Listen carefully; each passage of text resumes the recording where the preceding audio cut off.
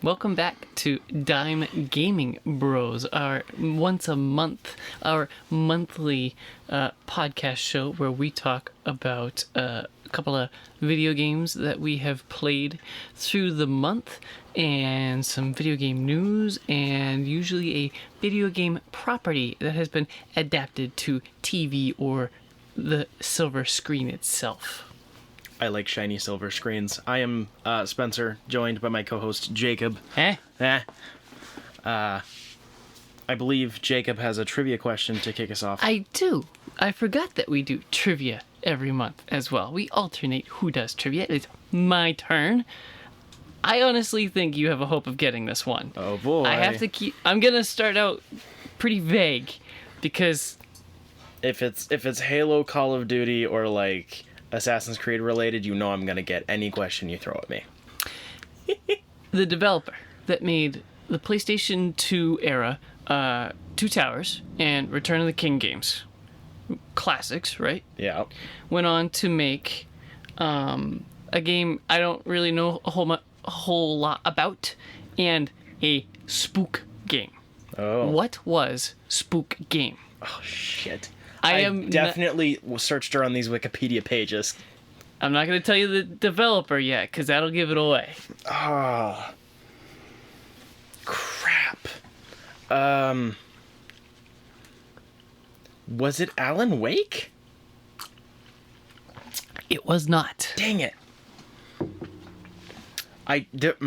You're actually tickling at things my brain has seen at some point. Fuck. I have no idea, man.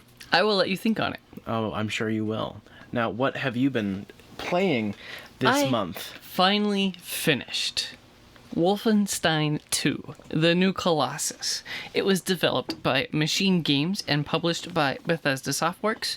It was originally released on October 27th, 2017 for PC, PlayStation 4, and Xbox One, and then later released on the Nintendo Switch. I did not care to look up when. The story is that our hero, William B.J. Blazkowicz, goes into a coma right at the end of the first game. And time advances a little. His lover is pregnant, another leftover from the last game. You have to remember which of your cohorts and thus which storyline you chose from the first game. I don't think I talked about that last time. The first level, you have to choose one out of two of your comrades to die, and it changes the story. So that added replay value to the first game because the story changed depending on who died, who kill.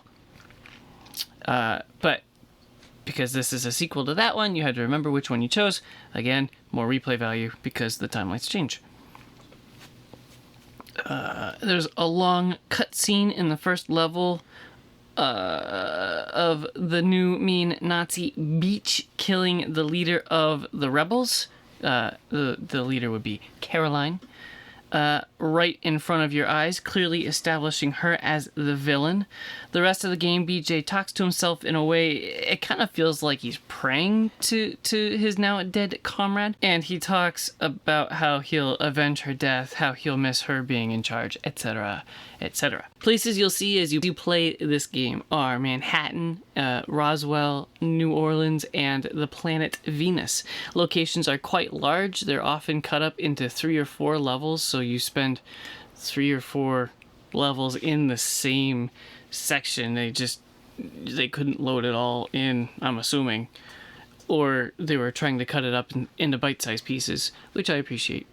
There's quite a bit about BJ's family, how awful his father was to him and his mom, and that does a lot more important storytelling or character building than BJ praying to Caroline, which I think is why he's doing that. They're trying to make him a sensitive human instead of just a mute Nazi killing machine, but it didn't really land for me. There's one level where he goes back home and he's looking around trying to find something, and there's a lot of memories there, and that level was really well done. This game mostly takes place in the 60s and plays with a lot of political and social issues in mostly interesting ways. Oh, I know. Spencer's making lovey-dovey eyes at me. My butt cheeks are puckering in excitement. At first, when they started with it, I was like, oh no, but it was handled pretty well. About halfway or 2/3 of the way through, BJ is publicly beheaded on national TV. He's caught by the Nazis, and they're all celebrating, and they go way up high. I want to say like the Lincoln Memorial or something like that, and like behead him in front of the masses. And as the player, you definitely know like that's kind of short for the game to end there. It is. I thought maybe his wife was going to take over as the Nazi killing machine for him, go on a murderous rampage as a pregnant lady. I think that would be kind of funny. But the rebels catch his head, they rush it to their headquarters and use the same technology that's been shown in games in this series. The same technology to attach his head to a motorized body like Robo Hitler from Wolfenstein 3D and the final villain from the last game, the New Order, I believe. So that's when they also introduce new movement skills, but I'll get into that later. The game ends quite memorably with you finding the mean Nazi Beach being interviewed on a late night TV show. You sneak onto the set and graphically kill her in front of everybody on national TV, and then incite a revolution against the Nazi government while a metal cover of We're Not Gonna Take It plays. Nice. For visuals, they were much better than the last game. Machine Games clearly had more time, assets, or both this time around. I don't know enough to say, oh, it was definitely this, but it was definitely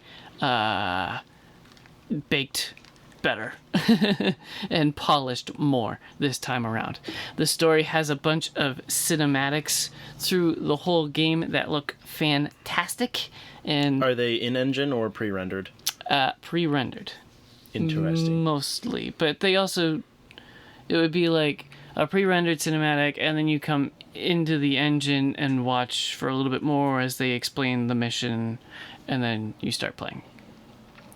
As far as sound design, some guy called Mick Gordon was the composer for this game, working alongside Martin Stig Anderson, who also scored Inside. I don't know that gentleman as well. Guns are very recognizable by just their sound. I knew I had chosen the wrong gun from the weapon wheel without looking at the nondescript black outline, just because I could tell by the boom, boom, boom of the weapon. Movement is noticeable with heavy boom, boom of boots, especially when BJ is mostly a walking robot for the last third-ish of the game. His movement makes different sounds than it did beforehand. So I didn't really remember the music as well as just the environment and the things you interact with in the game, in the world.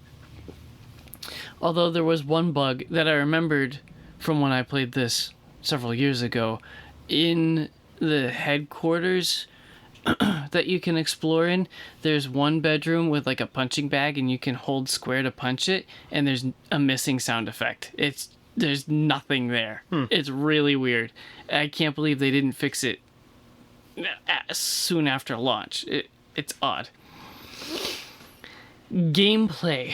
This game was the practice round for Doom Eternal, I think, where hallway ambushes and killing arenas are obvious, but where Doom Eternal feels open and easy to traverse quickly, Wolfenstein 2 feels unnecessarily heavy and bogged down by bad design, I dare say. The ability to have time slow down or stop while in the weapon wheel is an unlockable skill much, much later in the game, like final quarter of the game.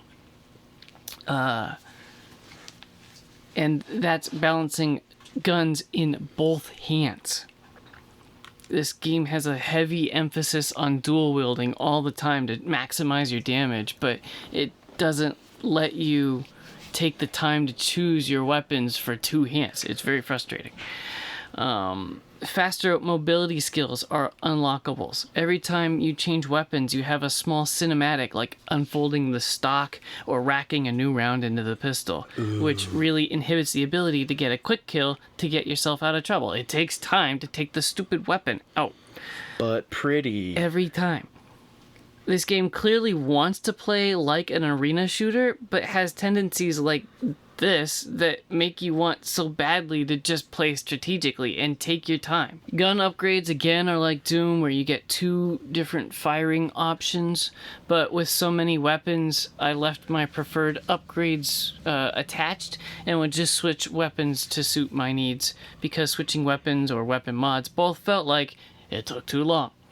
So like in Doom Eternal, you have the regular shotgun has the lob sticky grenades or the automatic turret shotgun shooting. It's like that. There's 2 different mods, but it takes so much time to switch everything in this game. There are so many collectibles in Wolfenstein II. There are gold pieces, star cards, which are like baseball cards with people on the front, but no one recognizable. My research suggests it was people that worked on the game. Weapon upgrades, Max Haas toys, records, and so much readable content. There's literally a room at the Rebel headquarters littered with readable content all over the room. You just run around and pick up, I'd say, like 35 pieces of paper. Wow. And it expects you to read it all. There's literally, the last time, for me, there was this much stuff, collectible reading stuff in a game was probably Witcher 3, and I still cared to at least skim most of those. This game, I honestly didn't care. It was so much world building, which is nice. It's nice that they took the time to put the detail in, but share some of that with, like, TV news reports or radio shows that and people conversing in the hallways as I walk by it, just to keep it interesting. Share some of the world building with audio as well as visual. I don't want to read my video game. This isn't Baldur's Gate or Pillars of Eternity. Level design is mostly straightforward, but the Rebels headquarters is so confusing to get around with 3 levels of many rooms and hallways. It's a maze, and it changes as the game progresses. Like, rooms open up and people fill it more and more and more, so it as you're getting a grip on where everything is, it's still changing around you. It's very frustrating. Difficulty is wiggity whack. I had it on the 5th hardest difficulty when I started, because I am not a noob to shooters or video games. And I ended up finishing the game on basically story mode. I dropped it all the way to the bottom. Jeez. Which was admittedly too easy, but the second difficulty, the next one up, would still kick my ass in sections, and I was just done. I wanted to finish this game. And I don't know if it was... I think it was just bad balancing in the difficulties. And especially with the inconsistent feeling of arena shooter or stealthy shooting. I don't know. I couldn't figure this game out and how it wanted me to play it. Way worse than you with Doom Eternal. Yeah, you've been trying to play this game for, what, like 3 months now? At least. So in closing, I wanted so badly to love this game because it's a big step up in quality from the first one as far as visuals and sound design and story. There was a lot of care put into it. It looks and sounds better than the first. It has an engaging story and fun concepts to play with, but the actual gameplay just mentally broke me. I'm so glad I finished it. I have no interest in going back. I think I got this game on a Black Friday sale, so I'm gonna guess I got it for $20. It's difficult to suggest a price point on this one. You hated Doom Eternal, and I love it. I can see why you hate it. It took me a while to figure out how to play it, how they wanted you to play it. But once I figured it out, I loved it. I really do need to go back and replay that once I get settled into my new place and I can actually get my setup redone. Yeah. And have time and energy to do it again, because that was too much, and Yeah. I was getting so pissed off, and instead of switching to anything else, I just continued plowing through it. Right. Every 20 minutes doing another line of cocaine, hoping I didn't break my monitor. This is another modernized boomer shooter. If that sounds interesting, if you love New Order, definitely pick this one up. It's got to be cheap by now. Otherwise, play Doom 2016 or Eternal. Will you be playing any of the other new Wolfenstein games? I believe one of them is a prequel, and then another one is a somewhat disjointed sequel, but it's not like a third game. Yeah, so there's the Old Blood and New yeah, Blood, Old Blood. Yep, that one is a smaller game. It's way more focused on stealth and silent killing. I'm not very good at stealth games at all. And then the new one, Young Blood, is basically a two-player co-op game, and it landed with pretty mixed reviews, so no, I won't be doing either of those. I guess that means I'm gonna have to do it. Okay. So, other guess. Ooh. Do I have any more hints? Yeah, I can give you a hint. Ooh. 1 second. What year was the game? That's what I'm released? working on. Yeah. The spooky game, made by the same developer as The Two Towers and Return of the King, was released in 2011. Is it an original IP? Yes. I feel like I've played this game. It's in my brain. I don't know. Yeah. Oh, wait. Was it one of the Metro games? Good guess. No. Dang it. That was made by Silver something. Silver Rail, Silver. Something. The first one I think came out in around 2010 or 11. I think. They had two games that were almost back to back that came out very shortly before last gen, so right before Xbone and PS4. Then they were immediately remastered and put into one disc. And then there was Exodus, which came out like a year and a half ago, which Yeah. those three games are on my list of things I definitely want to get to very shortly. I was way off. It's developed by 4A Games. Oh, Deep Silver. That's what I was thinking of. No, it is not the Metro games. Thick. Would you like to do the news, or would you like Yes, to talk? please. Okay, we'll do the news first. Less pain. So, an exclusive from TheWrap.com, MGM has lost the film rights to Tomb Raider based on the popular video game, sparking a bidding war for the IP. The Wrap has exclusively learned. MGM had until May of this year to greenlight a Tomb Raider sequel, and the window has passed. A host of Hollywood movie studios are in the mix and put in bids, according to multiple insiders with knowledge of the project. Alicia Vikander, who starred as Lara Croft in 2018's Tomb Raider, is no longer attached to the project. Insiders add it's a complete reboot, and there are no casting or director commitments. Rights reverted to the game company. Then the game company and Graham King's GK Films made a deal to rep the IP. So this is actually kind of annoying because I thought that 2018 Tomb Raider movie was definitely one of the better adaptations we've had, and I really liked Alicia Vikander in the role. Definitely. It was they decent, had a but she did the best she could with what Yeah. she got for a script. Yeah, she did a lot of the physical work, and that was nice for overly digital film. And there was a sequel in the works up until pretty recently, so it sounds like they just fucked the deadline and just went, screw it, we can't finish the script in time. So great, another delay. Square Enix's new game Forspoken has been delayed until 2023. I have not seen anything about this game except the name floating around, and the fact that it's from Square Enix means I'll probably like it. But that's it. I know nothing about this. That's an interesting take, because they do a lot of JRPGs and stuff, and that doesn't seem like it's up your alley. The rest of their games are usually pretty solid. Yeah. I trust their taste, except for the fact that pretty recently they like sold off a shit ton of their IPs to sell NFTs or some crap. Yep. That's a little weird, but... From TheVerge.com, Nintendo has acquired CG production company Dynamo Pictures and will rename it to Nintendo Pictures. Whoa. The company has announced the new subsidiary will, quote, focus on development of visual content using Nintendo IP and the planning and production of visual content including CG animation, end quote. The company's IMDb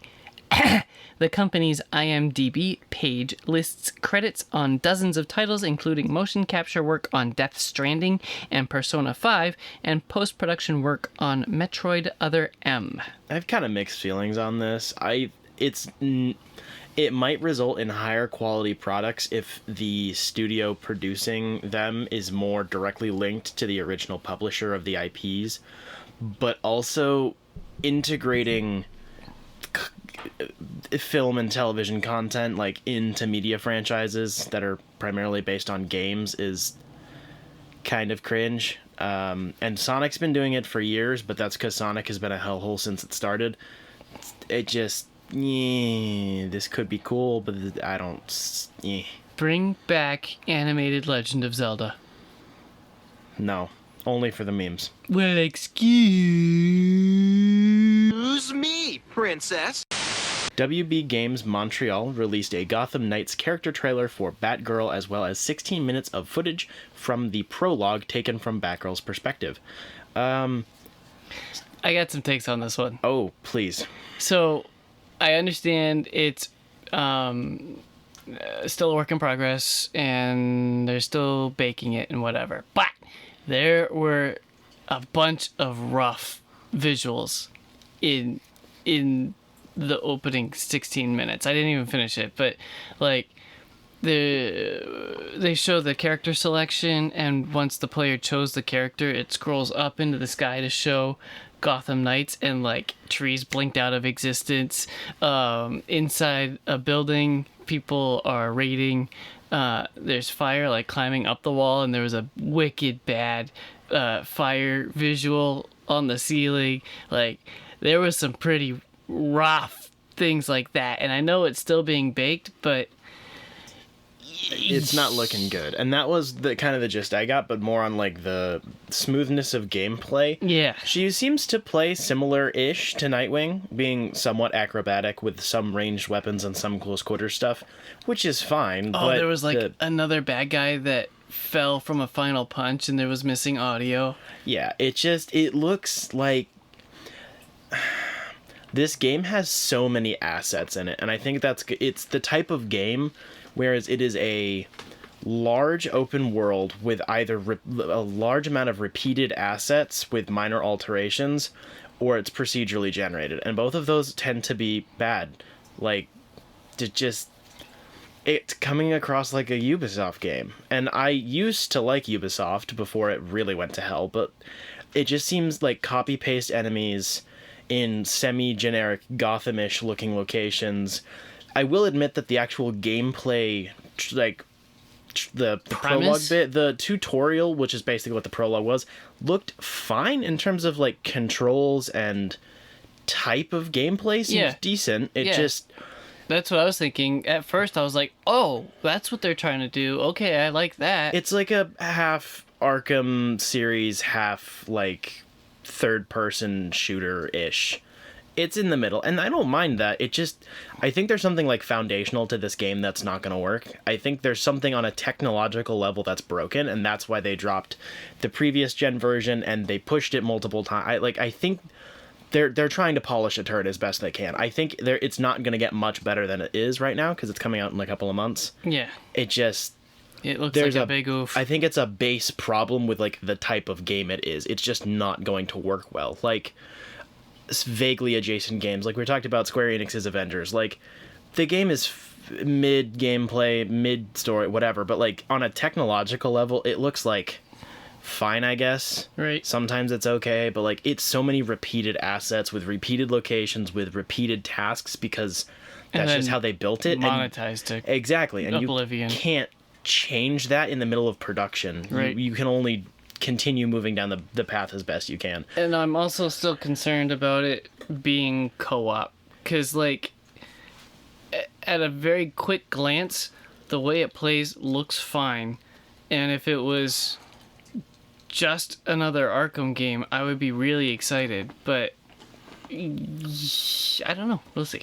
I do think this would be the best game to do a co-op thing for. Having it be about the 4 Bat children is good for the co-op element, but I don't know if we've gotten any information on it, but I hope this is an online-only co-op. I think couch co-op would break this game. I don't think it could physically handle that many assets in the right, render quality, because then it's going to make... this is going to be a current-gen only game. Right. It would look like last-gen at best, just with that many assets running it at a high frame rate on one monitor or one TV. So many games are dumping couch co-op anyway. I used to be way more butthurt about that. When Halo is the big standby. You have to have... Some things need couch co-op. That one didn't age quite so well. But when it comes to stuff like this, it just... really, who does play couch co-op for this? Because most of the people who would play this sort of a game are going to be people in their 20s and 30s. They're not going to be 16-year-olds, I don't think. Right. So they're not going to be people who can hang out. They're going to be friends playing online over a Discord call or something like that. So I don't think the couch co-op would be necessary. And it's probably a good thing, technologically speaking. We're dropping it. It's not a good thing for culture, but whatever. From GameSpot.com, Marvel fans saw what's next for Black Panther with the stellar Wakanda Forever trailer from Comic-Con a couple weekends ago, but that's not all that's in the works. A Black Panther game is also said to be in development, and it may be coming from a new studio founded by the former head of Monolith Productions. Reporter Jeff Grubb talked about the new game on his daily news show for GameSpot sister site Giant Bomb. According to Grubb, it will be an open-world, single-player game and something of an origin story. It takes place after the previous Black Panther has died, so players must take on the challenge of becoming the new Black Panther. It's very early in development, so no release window was given. The new game has been codenamed Project Rainier and is coming from EA. Grubb said this is likely the debut project from a Seattle studio founded by former Monolith Productions VP and studio head Kevin Stevens.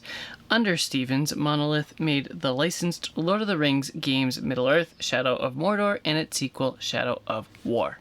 So, taking aside the context of this, I think this is interesting. Yes.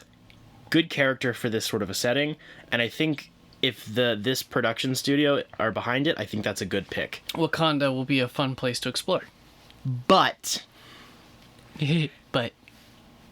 greater context, this feels really gross, if I'm being honest. I know this won't come out for at least probably 3 years from now, yeah. But the fact that they're ooh, now this is a good time to hop on a dead Black Panther train feels really scummy.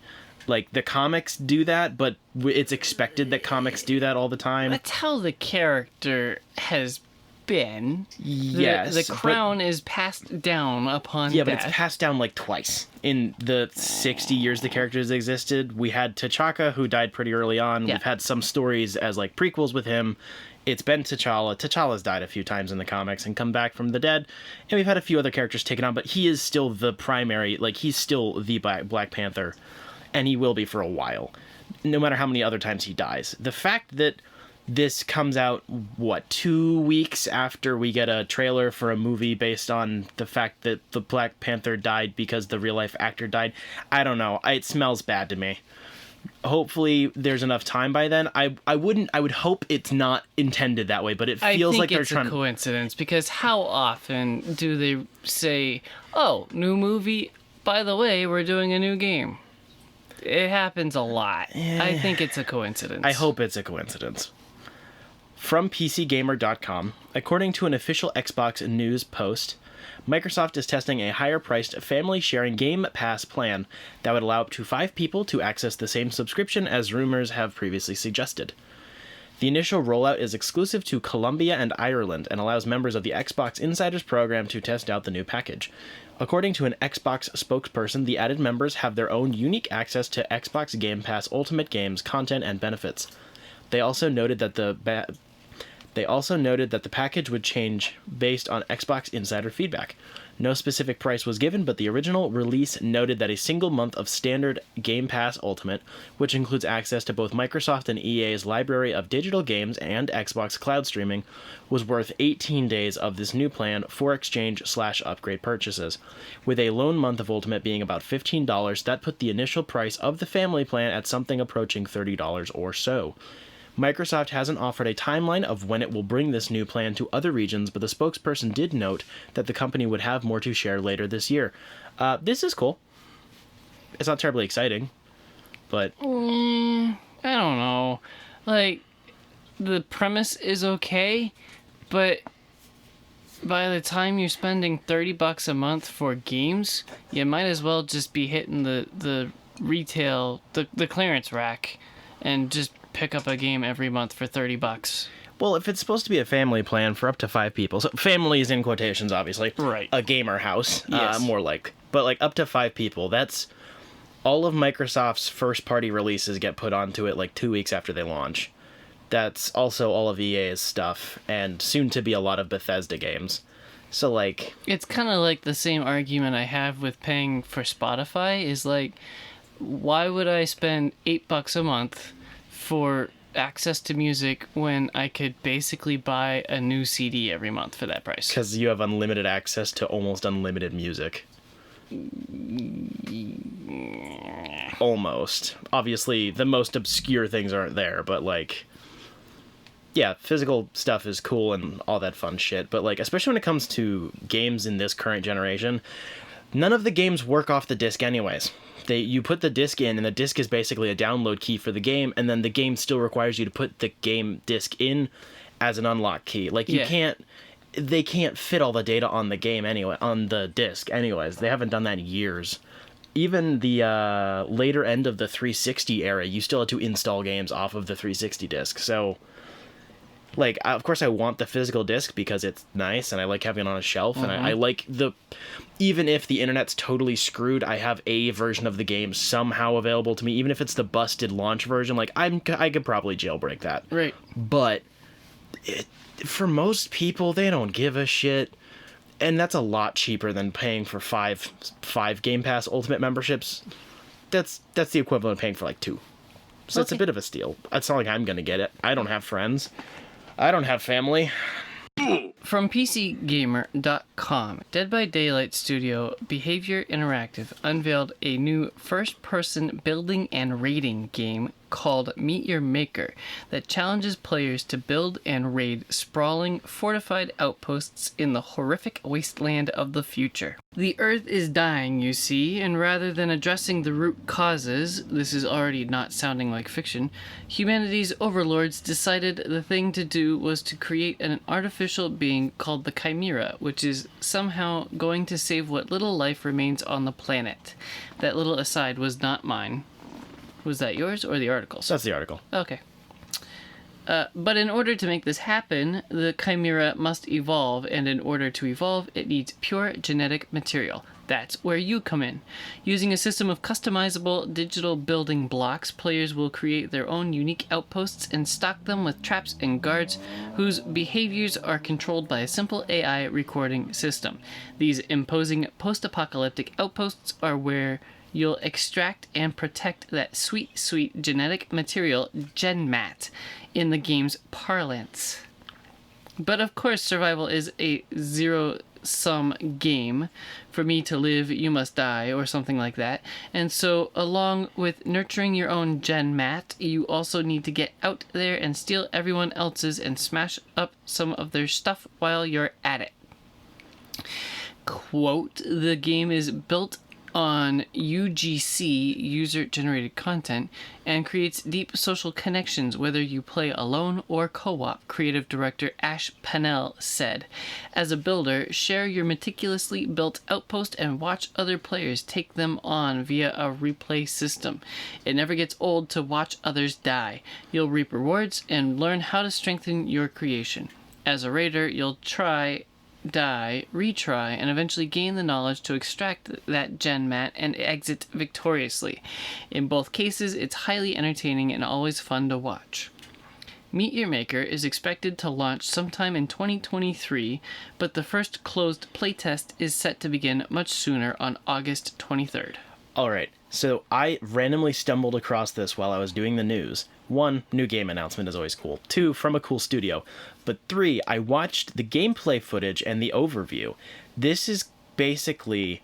It sounds like the attack system from Clash of Clans. No, I mean, sure, I guess, but not really. It's like Doom, but with Fortnite. It's weird. That's what I was gonna say too. Is like, remember that Fortnite was like not supposed to be multiplayer at first? So that's the thing, is the big asterisk on all of this that I wanted to double check on is, so you can create your own fortress. The visuals actually look pretty solid for what it is. It's just a big map creator basically.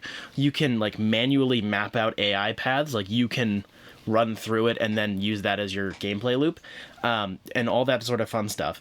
And the other players load up your map or fortress or however they want to use the menu system to play through it, but they don't actually steal your resources. This isn't PvP. It's PvP adjacent. So like you're just playing to play. There is no... It's competitive for the sake of being fun and like making something cooler for other people. Obviously a very easy way for the studio to be very hands-off with the game. But it doesn't like fuck you over if you're not good at making a fortress yet. Like they're metaphorically stealing your stuff and they get rewards for it. Just like if you go and play a fortress, you get rewards if you beat it, but you're not going to actually steal resources from another player. Nice. Which is the big thing for me that would make it like really like player friendly, and especially for a newbie or someone who's not like going to be really into it. Right. Visually it looks really cool. The style's fun. The gunplay looks very like Doom adjacent-ish. So it's like Mario Maker for Doom. Something like that. With a little bit of Fortnite. Yeah.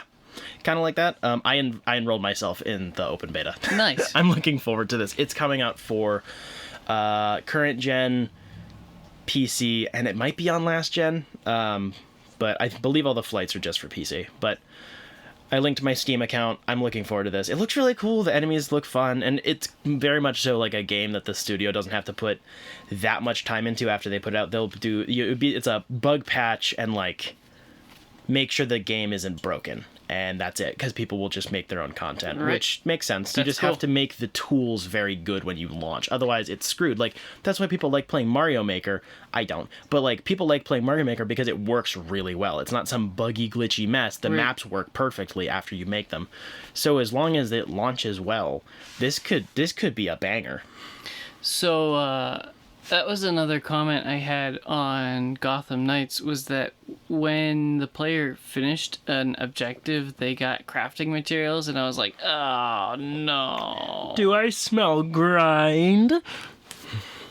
Yuck. Yeah. From Bloomberg.com, a hotly anticipated new Star Wars game is in serious trouble according to people familiar with the project. Star Wars Knights of the Old Republic, a remake of a 2003 RPG, is delayed indefinitely as developers at Austin, Texas-based Asper Media try to figure out what comes next. Asper also abruptly fired the game's art director and design director this month. In a series of meetings throughout July, Asper's two studio heads told employees that the project is on pause and that the company will look for new contracts and development opportunities, said the people who were not authorized to speak publicly about the situation. On June 30, Asper finalized a demo of the game known as a vertical slice to show to production partners Lucasfilm Limited, LLC, and Sony Group Corp. The developers were excited about it and felt like they were on track, according to a person familiar with the project, so they were shocked by what happens next. The following week, the company fired design director Brad Prince and art director Jason Miner. Neither responded to requests for comment, but Miner suggested on a social media page that his dismissal was unexpected. This is wild, dude. Yeah, this like, is what weird. the hell were they doing if they were confident in it, at least publicly stating that they were confident, and then your two big, like, design leads got yeeted? Is it like a... And it's just a vertical slice. Like, that's never, ever... that's hardly a representation of what the game's gonna be. My only real guess is that the higher-ups don't like the way that they're remastering the game, whether it be design or visuals or both. It or would sound gameplay, I would think. Right. However they are modifying or not modifying it, or however they're remastering the visuals, is probably the big kicker for them. Yeah. Which, frankly, I have more trust in the devs on that than I do in the Megacorp, who are known for either lazy remasters or remasters that miss the entire point of remastering a game. Yes. So, this is fucked. This'll come out in 2028. This is very sad news. Yeah, this is, especially this early on in production, like, yeesh, this is gonna be a massive delay, especially if they have to start overhauling design concepts. Blech. From Kotaku.com, Discord's helpful but slightly infamous voice chat will soon hit your Xbox Series X, S, and Xbox One consoles, but some Xbox Insider Program participants will be able to access the new function today. According to an official Xbox blog post, the integration will allow players to chat with anyone on Discord via voice channels or group calls directly from your console, making it easy to connect with friends across mobile, Xbox, and PC. While you are playing on your console, you will be able to see who is in the call and speaking, Xbox's Eric Vorius wrote. You'll also be able to adjust the sound and switch between Discord, voice, and Xbox game chat. There were rumors about this a while back when they started, like, cool. Yeah. It's more integration. Like, that's good, it's useful, but it's not like some groundbreaking thing. It just means Discord will now run through your Xbox. Integration is good, but I don't have a Discord. I don't care. I do. I don't voice chat with anyone. I was gonna say you need it for work though. Haha. Not anymore. We ditched that ages ago. That nice. was fucked. Worst period of my life. From Kotaku.com, Blizzard Albany, previously known as Vicarious Visions, is the latest Activision studio to launch a unionization effort.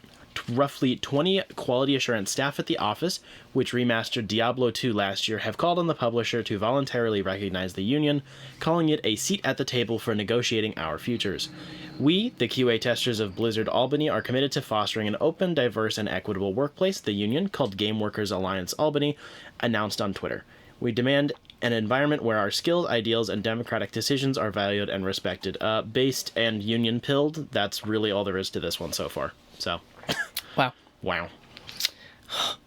PlayStation released a new cinematic trailer for God of War Ragnarok, coming to PS4 and PS5 November 9th of this year. It was a very short trailer. It was like 30 seconds. Yeah. Cool. But it still looks good. Yeah, it still looks really good. I'm really excited because it seems like they're going with character progression, and I forget his face. Boy. Is not going to be boy anymore. He looks is like young boy. Yes. Young man. Yes, young man. Grown up boy. Yeah. So that kind of happens when your voice actor was probably like 10 and now he's like 16. But I'm saying I'm hoping that it's hinted at that they're going to work together now. Yeah. A lot better or a lot more. That's what it seems to be. Yeah. He's no longer a retrieval element. Yes. Moving away from the news to something spicy. I'll give you one more. Okay. One more hint. Tell me, like, what subgenre of game is this aside from spooky? What is it? First person. That would give it away. Fuck you. The game they made in between was Dante's Revenge. Ooh. I don't know anything about that game. I do. Can you work out the developer from that? My brain's saying Respawn, but that's not right. Nope. I know those games were published by EA, but I don't remember the devs. Crap! I'm totally out of ideas. I'm gonna kick myself so bad. The developer is Visceral Games. Okay.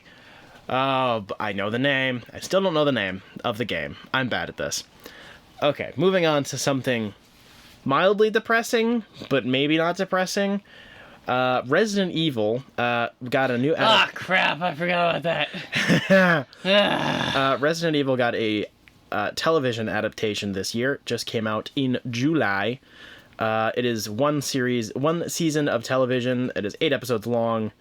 It is a reboot of all of the stuff, but it also uses the backdrop of the games kind of as its background element. Basically, we follow Albert Wesker, who you will know from the games, probably, if you played some of the earlier ones. Him and his 2 kiddos going to New Raccoon City in 2021 or 2022. And then we have a second timeline, which is one of his daughters, Jade, in the future in like 2036 or some shit.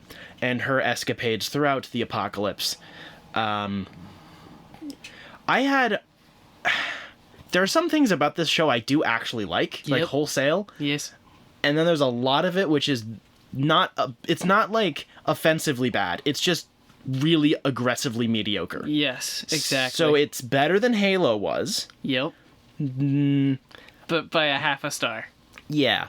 I'm not as much into Resident Evil, so I'm not going to be offended by all of its lore oopsie-doopsies. I actually thought what it did with some of the lore was kind of interesting. Some of it. I think a lot of it went right by me. I was like, I don't care to connect this to anything Full spoilers else. for this section, not like anyone cares. So this was released by Netflix.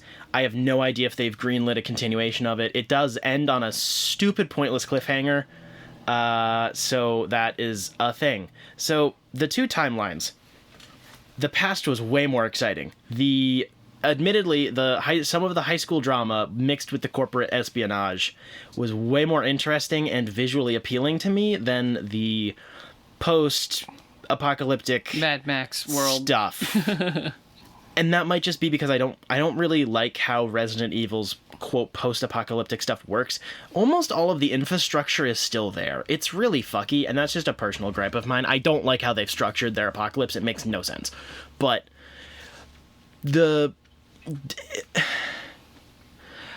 my biggest annoyance with this show on the whole is the structure and the 2 timelines interweaving at random points that barely make any semblance of sense. Because every time a really interesting scene happens in one timeline, they go, and now we have to go to the other one, and then we're there for 20 minutes. Yep. And that bothered me so much because we'd have long stretches of time in one timeline. Like, there were episodes that were dominated by one of the timelines, and then there'd be little segments of the other one.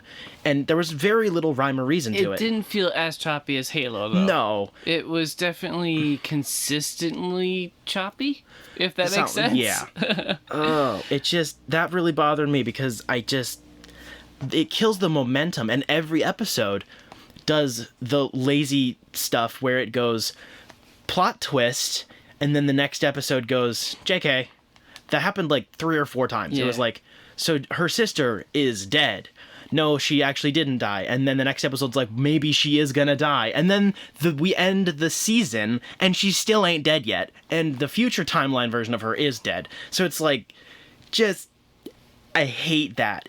I knew she was coming back in the future. Of course. It was so apparent. It's so cheap. Yes. It's cheap drama. And that was the thing that I hated. Like, the interpersonal family beef, even the weird, boring corporate stuff was, like, kind of interesting. But the unnecessary, like, contrived, fake, borderline soap opera nature of the structure is just fucking obnoxious. The casting is fantastic, though. Lance Riddick did a great job as Albert Wesker. And all the other Albert Weskers, which I thought was really cool. That was so funny, and he did so many different personalities. And despite the dialogue being ass. Yeah. The script was bad, but he did pretty good. He played his ass off. It was so good. He's definitely the expensive one out of the cast. Everyone else is TV actors, but yeah, they were all at least good.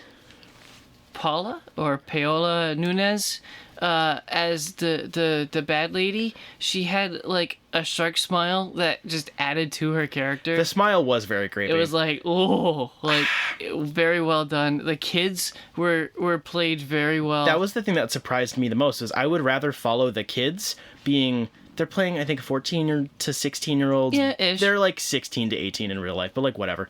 They were decently convincing. They were fun, at least. Even though they do cringy, stupid teenage things, it didn't feel like, and now do a stupid, you know? Right. It didn't feel like a CW Yeah. teen stupidity. Right. And, yeah, it just... A high point for this show was Lance Reddick yelling. Yeah. I've never seen him do that before. Really? He's always the quiet, hello, Mr. Wick. Like, Yeah. and I've watched him in Fringe for all 5 seasons, but like That's something I really need to go back and watch again. It's been a long time. in this show, he cleared a desk and yelled, and I was like, holy crap! Whoa! The one thing so the initial I wouldn't say problem, concern that I think I did have, and some other people did I have online, was the fact that Albert Wesker in the beginning of the show seems entirely different than he is in the games. Oh yeah. I figured there would be some explanation for that. Unlike most people, I have a little bit more trust in the fact that they're going to justify a personality change. And of course, everyone was very on top of the actor's racial change, who no one gives a shit about, because it doesn't matter. But like... Hey, actor is good actor. Exactly. Whoa. What a concept. Who literally gives a shit? But the personality shift was like, this is kind of weird. I was really hoping they weren't going to go with, see, he's done all of these evil, diabolical things, and he's died in a volcano because he loves his daughters. And it's like, no. It's a clone. It's a different version entirely. I really like the clone. That was a decent cop-out, to be fair. Yeah. I wish they had developed the other ones a bit more throughout the show. There were a lot of cool visuals. I don't do cinema talk as well as you do, but there were cool color tones in Umbrella Corp offices. Yeah. And some of the post-apocalyptic zombie stuff at night with like fire was fun. That was overused in the trailers, but it still looks good. Yeah, I think it might just be because it's easier or cheaper to do, but like generally, like looking through the boring corporate buildings was more visually interesting than the rest of the show. Right. The apocalypse looks pretty boring. Like this was definitely shot on a random hillside because that's all they could get for like closing off to make a set or whatever, or an entirely CG environment. And the buildings seemed all pretty legit. I like that. But the last episode was awful. It was terrible. This show really fell apart towards the end. Like, I was getting pissed off with the rug being pulled under all the twists, but I was still kind of enjoying it up until, like, episode 6, and then the last bit was utter nonsense. I love the giant alligator. The giant alligator just made me laugh because it's so ridiculous I love that. and unnecessary, and that's what the show needed. Yeah, no, for sure. It was like they played it up too. You thought they were gonna drop a nuke because they were doing like the nuke tropes of twisting keys and pushing red buttons, and it was a freaking killer alligator that they're unleashing on the earth for no reason. They did, at least they vaguely set it up earlier, because they did show that there were chains hanging out of the back of the boat, and they never explained any of that. So I knew something was around. I knew it wasn't going to be nukes. It was so funny. But I like how they dressed it up. That was pretty cool. How that actually interacted with the rest of the story was utter bullshit. I don't care. But, like, the alligator was cool. My biggest complaint about the visuals was the very end when all the zombies were attacking and Evil Sister, I believe it was? Yes. With the drones, just had a tablet and made the same motion on the tablet. You could tell she's not controlling the drones. She's just, all right, now make like you're controlling the drones, and the drones just magically kill all the zombies around her. It looked awful. The zombies looked bad. The drones looked bad. Her acting was rough. Was bad. Trying to control the drones. Yeah. It was bad. Go back to Killer Alligator. Yeah, the finale was definitely where it fell apart. The personal drama between the two sisters in the future was so boring. Like, they're talking about events that we haven't seen yet, and I could not give any less of a shit I just wanted to see what the hell those kids got up to. And they're like, no, but you left, but we haven't seen her leave yet. Like, I don't care. Yeah. And the two adult actors do not have chemistry whatsoever, so that really didn't help. The fact that this was the thing leading into this that gave me some semblance of hope was the fact that the showrunner is the only credited writer, which may mean that the quality of like dialogue or whatever is bad, because usually that's something that gets better with multiple writers, is like the quality of your dialogue or your character interactions. But like the vision is kind of like one person's. That's always something I'm a little bit more interested in, and that was kind of cool. I felt that to an extent. I don't know if I like what he's going for here, but like I kind of appreciate it. Felt vaguely cohesive. On dialogue, I had the complaint where anytime Albert Wesker was talking with kiddos about medical stuff because he works at Umbrella Corps, there were like 4 times one kid would be like COVID? And it's that like, was annoying. Shut up. Nobody cares. There were a few other notorious memes that came out of this show. Like fucking Zootopia porn. That was funny. I don't care. I don't follow. Like in the scene in the kitchen where I think it's episode 1 or 2, when they get to the new house. Okay. And they're talking to the like housekeeper or whatever, who's never seen again.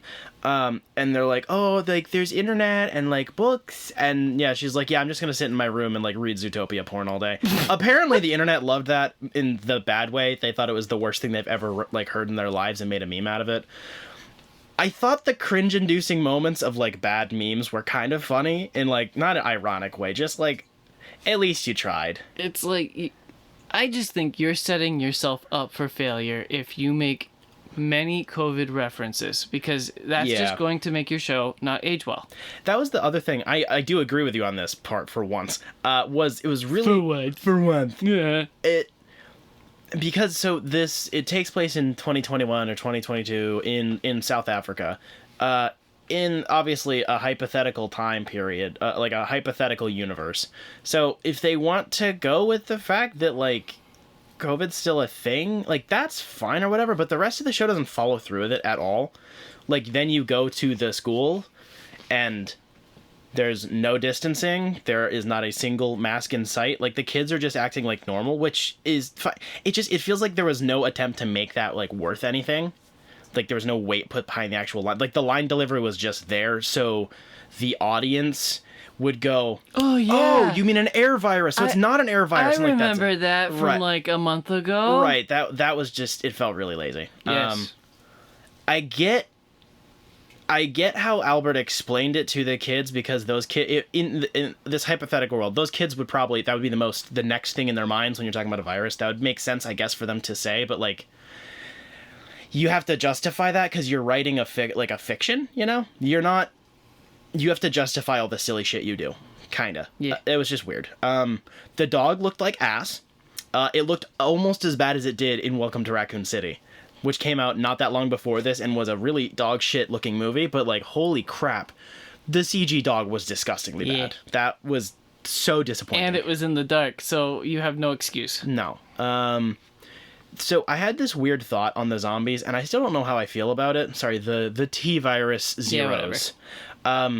They were told to lead more, I think, judging by how like the extras were directed, to lead more with like their heads, because like I guess they're smelling stuff because their eyes are gone, and they were, I think, told to be a lot more jerky than a lot of zombie shows tend to do. Like their movements are very like, and they, on top of that, twitchy, cut out frames to make it appear extra jumpy. I could tell it wasn't consistent, but they did it a lot. Interesting. I don't know how I feel about any of that, because sometimes I get why that's an interesting idea. Like, that's how we do that with action. With a lot of hand-to-hand combat scenes in movies are recorded in a certain way with cameras so they can speed them up carefully, so it looks faster than it is, but it doesn't look like it was sped up. Right.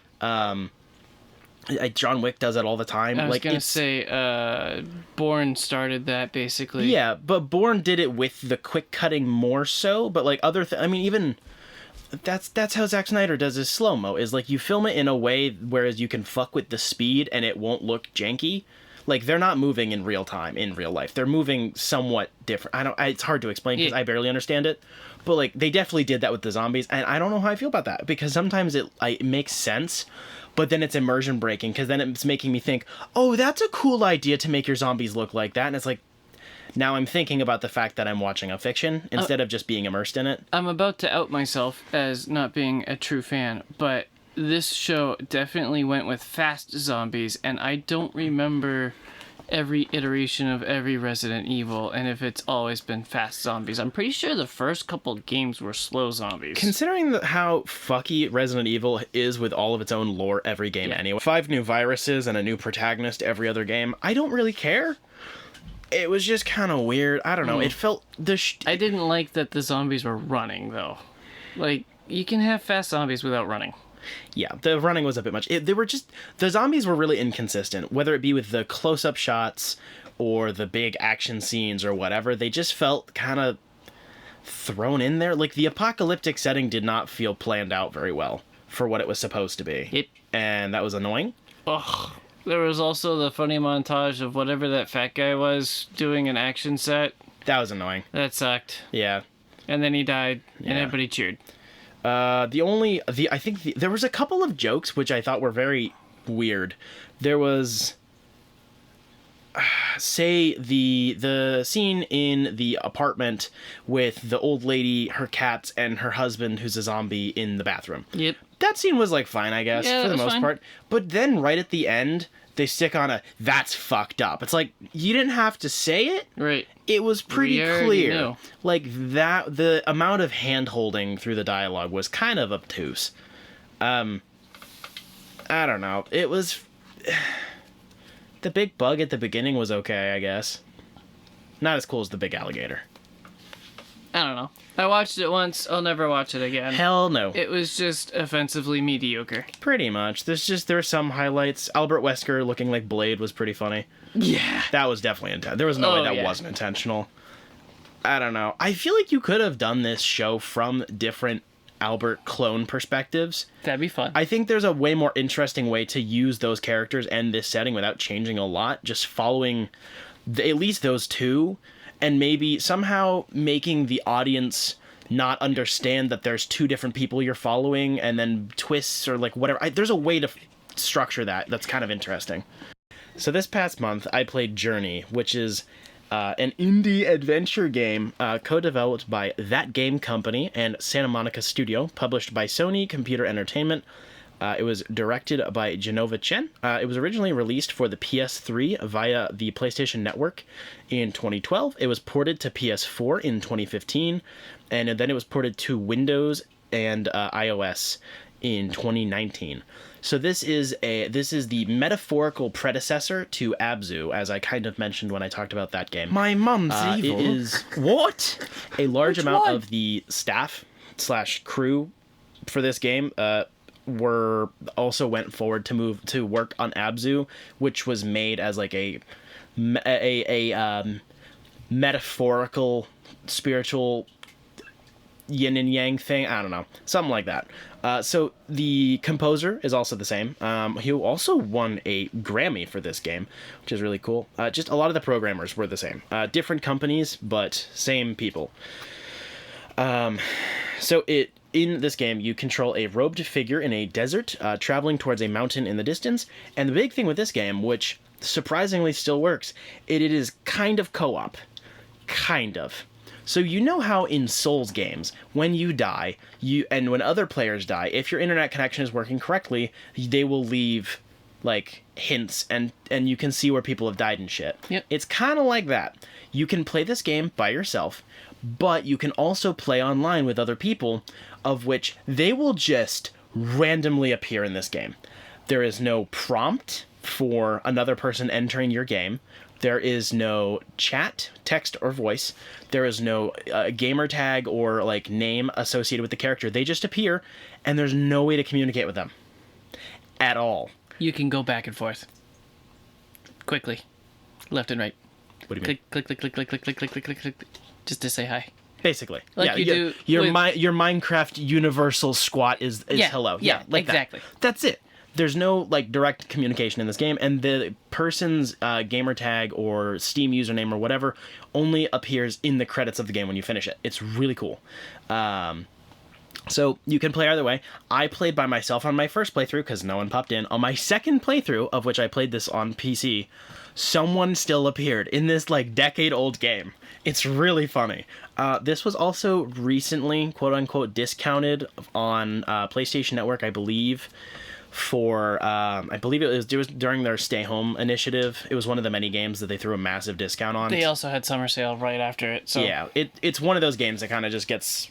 There's always people playing it, even though it's a tiny game. So this is a roughly hour and a half to 2 hour experience per playthrough. My first one was a little longer because I was slow. My second one was with someone else, but it still took about the same amount of time. Basically, you're exploring a desert. You go through mountains, ruins, caves, and caverns, as well as just the desert in and of itself. Finding clues about this previous civilization that had lived here, and how they collapsed, basically. So I went and I looked up a bunch of other stuff on this game. So I wasn't into gaming at the time, really, when this came out, or not in a way that I would have been on the internet looking for stuff. This is a thinker, even more than Abzu was. Abzu still has a lot of gameplay to it. It can take up to like 6 hours. This one is legit. It's thought material. There is gameplay, and it is fun. But, like, that's it. This game is all about making you think about it for weeks after you play it. So there are a couple of different types of collectibles, quote-unquote, if you can really call them that, that you can find throughout the world in different areas, which are ancient glyphs and symbols. Each area, which the game has, I believe, like 15 areas, they're kind of like loosely connected set-piece puzzles, kind of. Has a decent amount of those scattered throughout them. Most of them are really easy to find. They're all just along the way. So you collect those, it's all environmental storytelling. So you're just like a silly little robed thing in the desert. You can sing. You're like a little Jawa. Kinda, yeah. You can sing and move around and jump and slide down dunes. That's literally it. And jump. Did you say dune? Dunes, yes. And that's all there really is to it. It's basically going from one end of a set piece. Kind of, it feels weird calling them set pieces. That implies they're like big and bombastic. Just chunks, little chapters of ruins, whether it be vehicular wreckage, scientific looking buildings, old temples, ruins. So this game is very heavily influenced, I would say, by a lot of different Eastern religions for sure. Yeah, I know, Middle East, big desert. Durr. So it's kind of about everything. It at least for me, so this is all mostly interpretive stuff. It emphasizes how big the world is and how little you are and how little you can do. You have like no power in this world. There's nothing you can really do. There's very little stuff to interact with in a way that does anything aside from you jumping on a rock or climbing up a ledge. Like that doesn't really do anything. And the same thing with another person, if you play with someone else, is you have no way to communicate with them directly. You work together as best as you can, but there's no guarantee that other person is going to be cooperative with you, and vice versa. So it's really isolating. The music, in that sense, I think is where it really, really, really shines. This music is so depressing, but in a really fun way, where it doesn't make me want to, like, go kill myself. It's more like... You know when you put on sad music when it's rainy outside and you're already a little sad? And, like, it makes you feel more sad, but it doesn't make you feel, like, horrible. For, like, no reason. Yeah, it's like sad. That. Yeah, you're just like, yeah, it's like that. And looking at the ruins of this previous civilization or civilizations from however long ago, you look at their buildings, their vehicles, all this sort of fun stuff, and it's just trying to piece together what could have happened. And there's, like, no way you can figure out what happened, because I don't think they had an idea of what actually happened. That's, like... Even more than Abzu, which kind of has a narrative to it-ish. There's no real conclusion to this. The game ends with a technical conclusion, but, like, it's just supposed to... It's just vibes, basically. they're things that give you vibes. They make you think about this thing, and then this other thing comes up that makes you think about this other thing, and then you think about how those two things intersect with each other and what they mean in the real world. That's basically it. It's really fucking cool. So up my alley.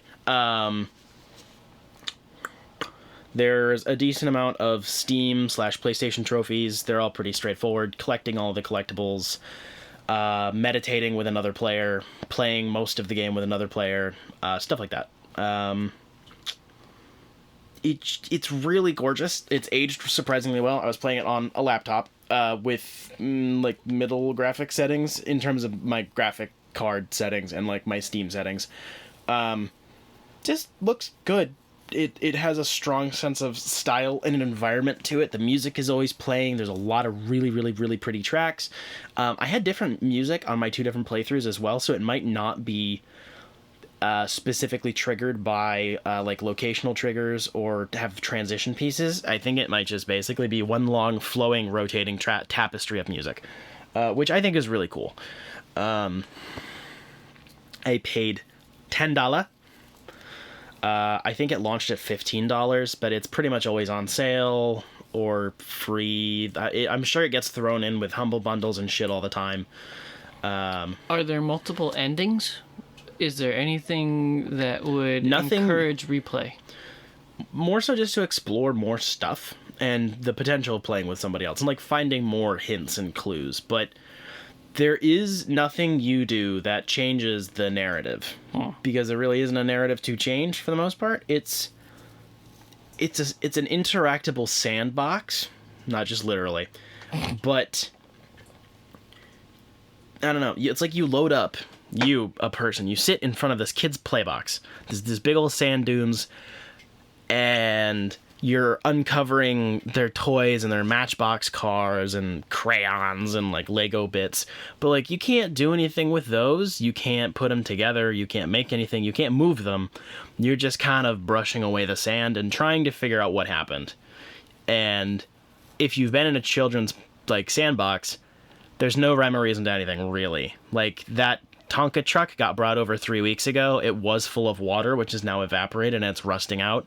The Matchbox cars have nothing to do with the Legos. Like, they're just all parts of this kid's world that they put into the sandbox. If that makes any sense at all. And the items don't change at all? No. It's just a matter of whether or not you found them. I also, like with any game that has like a meditation mode, it's cool. Like, just being able to sit there and let the world kind of do its thing with the music going and the camera whooshes around. Any game that has something like that, I'm a big sucker for. I mean, it's cheap and it takes like 2 hours, so it's not like I would say, even if you don't think you're going to like it, like it's a waste of time, because there's like no time, really, to play it. But if you're into like narrative or like environmental vibes stuff, or philosophical ponderings, then it's very much so in that vein. I like it a lot. I did like Abzu more because there was more to do and it was a bigger game. Also, deserts kind of stress me out because I hate heat like a lot. So while we are in the middle of summer right now. Yeah, and we're dying. My balls are very wet. And probably stuck to the pleather seat. Yep. Gonna make a nice as you peel them off. Yeah. Abzu has a lot more chill vibes that I enjoy, but I like these very much. Now I'm gonna go play like a zombie game next or something. Yes. What is the answer to this fucking question? Visceral Games made Two Towers and Return of the King, and then Dante's Inferno or whatever, and then they made a spooky game in 2011 called Dead Space. Dude! Come on! Oh, I'm so stupid. I want to kill myself. This is what you've done. Don't do it. Do it and you're cool. Peer No. pressure works. Fuck! So next month, on this podcast, hopefully it'll be 1, less hot. 2, Yes. we might be in a new location. Probably. Maybe. Working on it. We might be located in my new living situation. Or mine. Ooh, spooky. Yeah, probably Probably mine. Probably 2 months away. That's if we can get the air conditioning working at my place, which I still haven't sorted out yet, so we're going to find out. Point but is, a month from now, I have- really hope there's AC in my building. new living places. Yes, so Things are changing behind audio the scenes. quality will shift around yet again. Yes. One day it will stabilize and be normal. Maybe. So next month we're also going to be talking about season 1 of the Cuphead show, which is on Netflix. It is a series of 8 or 10 episodes that are like 20 minutes apiece. Honestly, I feel like that's going to be a somewhat pleasant yet short conversation because, 1, way less content to review, and 2, we both like Cuphead. Yes. And there isn't a lot to Cuphead. There's really. not much narrative-wise to glean, so whatever they write for the show is going to have to be pretty original. So that'll be fun. Because the month after that, the second season of the Cuphead show will be out by then, and we will be discussing that, and then we can start moving our way backwards through even more mostly very bad adaptations. Yes. We're getting close to a good one though, so I think. Do you know what you will be playing next month? I have no freaking idea. Nice. I've started a couple lately, and I've still got a couple going, and I don't know what I'm doing with my life. Sweet. So like I said, I'm in the middle of moving my stuff in. I'm getting my gamer setup going. He's So gonna I have the neon lights and the cat ear headphones and So I have like a handful of options I'm thinking of, but I haven't decided yet. yeah. I might be doing Recore is on the list. Ugh. You haven't played it though. No, but I heard like But what if I say it's good? I heard it was like an empty open world. There's not much to it. Gonna find out. It's not a long game, so that'll Okay. help. What else do we have? I don't know. I might do a Call of Duty, to be honest. I'm kind of in the mood for a Call of Duty. It's been a while. I did replay through Modern Warfare from 2019 recently, and that was a lot of fun. Yeah. I was chasing trophies. That's one of the ones that's on the list of potentials. But then, But then... I needed to download an update, and I couldn't download an update. So I tried to go into the game to delete some, like, packs, which is cool that they have it split up in packs that you can delete. But the main menu didn't work because I needed the update. Oof. So I just deleted the whole thing. That sucks. That was the one thing, especially with that game, is like it's cool that they It's segmented so it, big. but also the fact that they felt the need to make certain parts of the game optional is kind of indicative of the problem. Yes. Because it comes packaged with Warzone, and then there's a bajillion packs for all of them. There's the language packs and the subtitle packs that you can get rid of, all the multiplayer stuff. It's so bizarre, but like the game, when it's fully all there, it's like 500 gigs. Yeah. They don't know how to compress files over there, Awful. apparently. It's Like, disgusting. MCC is bigger in terms of, like, content, and MCC isn't even that big. No. MCC is pretty big, but it's still, I think, under 120 gigs, so... Whatever. I might do Halo Wars, maybe. I might do a Lego game, just to fuck I was around. gonna say I downloaded Lego Incredibles Oh, a little boy. while ago, and then kind of lost interest because of stuff. So we'll see. I have such a stack of games to play. I'm just trying to remember what I have. I might do a Tomb Raider. I'm almost done with Spider-Man Miles Morales, but I don't have a whole lot to say about it. It's more Spider-Man. Like, everybody said everything I'm thinking. It was like a really big DLC. Nice. Did we agree that when the new Dead Space remake comes out eventually that we were going to play that together and talk about it? I don't remember. I don't think so. I would have sworn we said there was some game coming out that we were gonna spit roast When again. we were looking at living in the same apartment, I said I was going to get the Cowabunga collection or Shredder's Revenge, and we would just drink and play that. But I'm misremembering something. There's a bunch of options. I will have another game. I might talk about another Life is Strange. Fuck you. okay. I can't wait until the next one comes out. They've been talking, the publishers and developers have been talking about the next, not the next game in and of itself, but like how they're adapting to the response from the last game and how much they're like, yeah, we're never going back to chapters and we're going to continue on like the vibes-based train that we were on and all that sort of fun stuff. It's like the most vague thing, but it is nice to hear that they're taking the feedback from that game really, really well. Because I want to replay that really bad. That was so fucking awesome. And it's not that long. Wow. Next month will be exciting. Yes. And probably short, because we won't have to talk about Cuphead for 3 hours. Or maybe I'll play Cuphead. Nope. Please feel free to check out our Twitter and Instagram for updates, teasers for new episodes, new stuff we're talking about, as well as potential technical updates in case anything gets changed or whatever.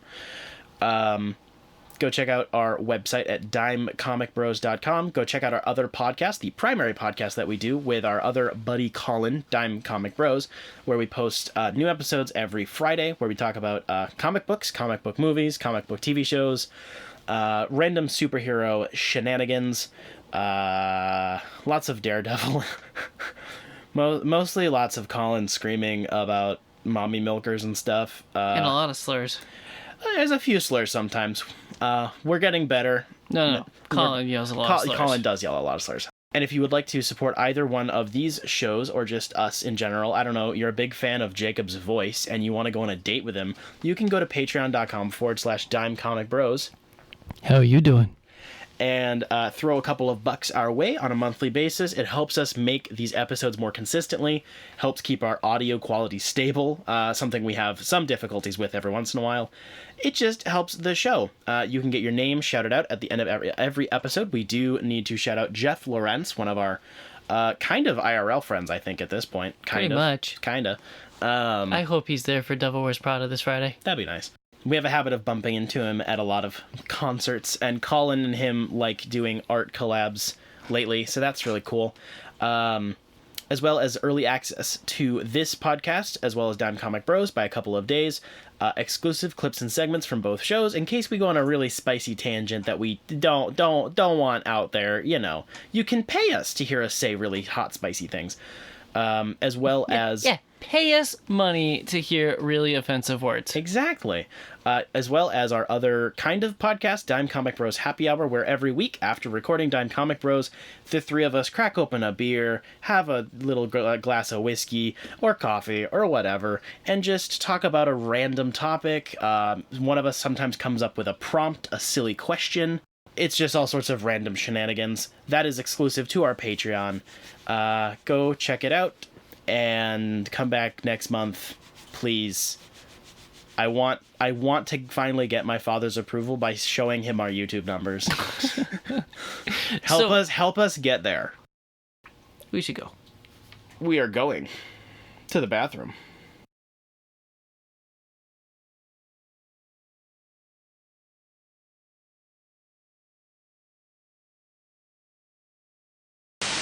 Check 1569 420. 420 ball sack. Rip it open. Nice.